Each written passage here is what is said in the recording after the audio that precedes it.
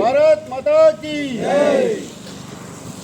78వ స్వాతంత్ర దినోత్సవం జరుపుకొని పండగ వాతావరణం చేసుకున్నాం.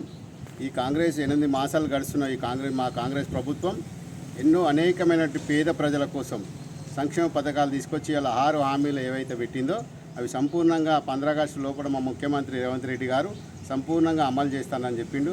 ఇలా 100%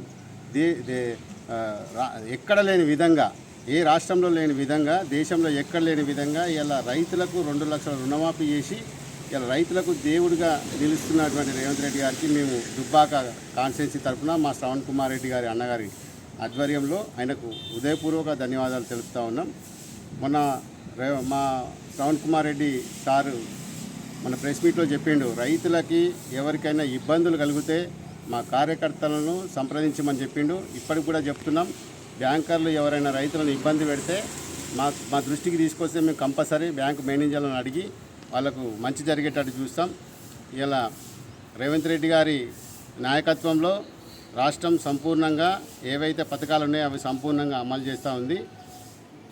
రైతుల ప్రభుత్వం అని నిరూపించుకుంది. 100% ఇలా కాంగ్రెస్ ప్రభుత్వం 8 మాసాలలో సక్సెస్ అయిందని ఈరోజు మేము స్వాతంత్రం దేశమంతా జరుపుకుంటే మా రైతుల పక్షాన మేము ఇలా స్వాతంత్రం జరుపుకుంటూ ఉన్నాం.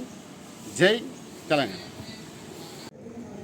78వ స్వాతంత్ర దినోత్సవం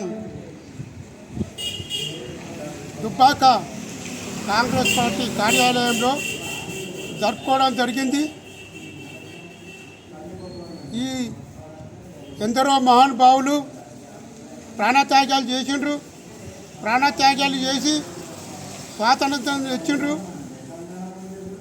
మన ఈ తెలంగాణ ప్రాంతంలో కాంగ్రెస్ పార్టీ మన ముఖ్యమంత్రి రేవంత్ రెడ్డి గారు 6 హామీల పథకం కానీ, రైతు రుణమాఫీ కానీ 3 విడతలుగా, ఈరోజు 3వ విడత ఖమ్మం జిల్లా మధురలో ఉప ముఖ్యమంత్రి నియోజకవర్గంలో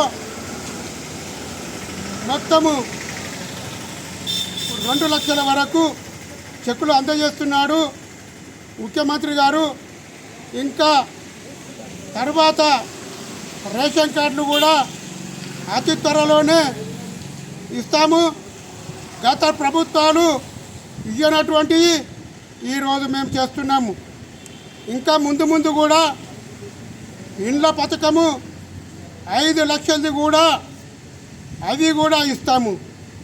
కొందరు ప్రతిపక్ష నాయకులు దీని మీద వాళ్లకు వశపడబోక బురదల్లం చూస్తే ప్రజలకు రాష్ట్ర ముఖ్యమంత్రి రేవంత్ రెడ్డి గారు మడమ తిప్పక, మాట తప్పక హామీలిచ్చి మొత్తం చేస్తుంటే కూడా వాళ్లకు ఈ ప్రతిపక్షాలకు పూర్వజాతలేరు.